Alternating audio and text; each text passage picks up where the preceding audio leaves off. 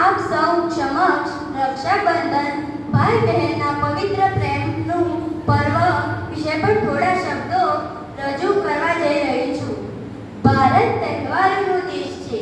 આપણા દરેક તહેવાર પાછળ કોઈ સંસ્કૃતિ, પરંપરા કે જીવનના મૂલ્યો છુપાયેલા છે.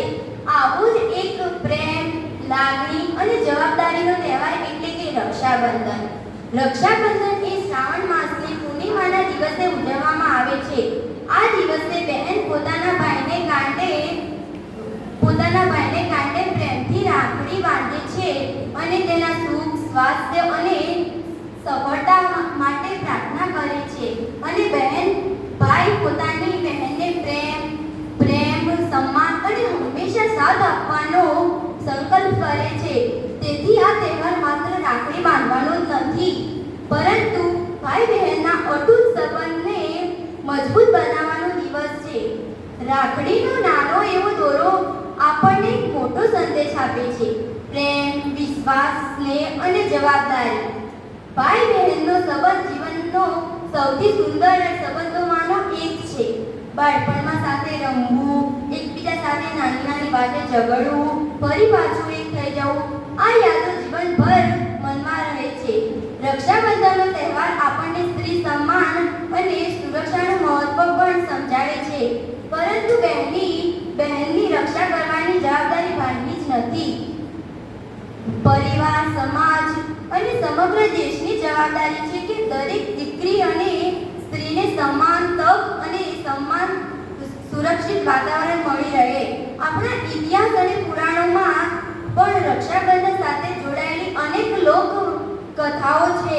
શ્રી કૃષ્ણ અને દ્રૌપદી કથા આપણને પરસ્પર લાગણી અને પ્રેમનું મહત્વ સમજાવે છે. આ કથાઓ આપણને શીખવે છે કે સંબંધો માત્ર લોહીના જ નહીં, પરંતુ વિશ્વાસ અને લાગણીના પણ મજબૂત બને છે.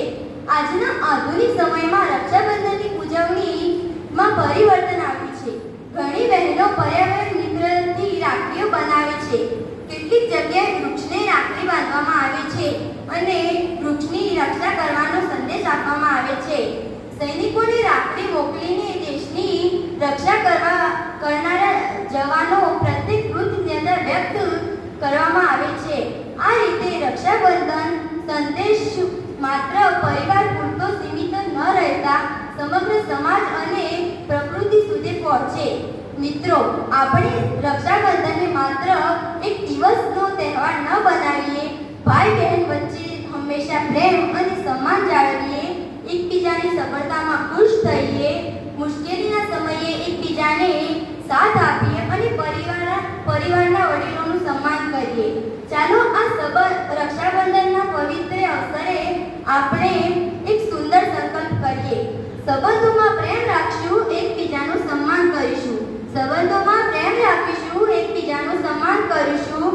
બહેનો અને દીકરીઓને સમાન તક આપીશું, પ્રકૃતિની રક્ષા કરીશું. બહેનો અને દીકરીઓને સમાન તક આપીશું, પ્રકૃતિની રક્ષા કરીશું અને સમાજ પ્રત્યે તથા ભાઈચારાનો સંદેશ ફેલાવીશું. અંતમાં હું એટલું જ કહીશ કે રાખડીનો દોરો ભલે નાનો હોય છે, પરંતુ તેમાં રહેલા પ્રેમ અને વિશ્વાસ ખૂબ જ મોટો હોય છે. આપ સૌને રક્ષાબંધનની શુભકામના. જય હિન્દ, જય ભારત.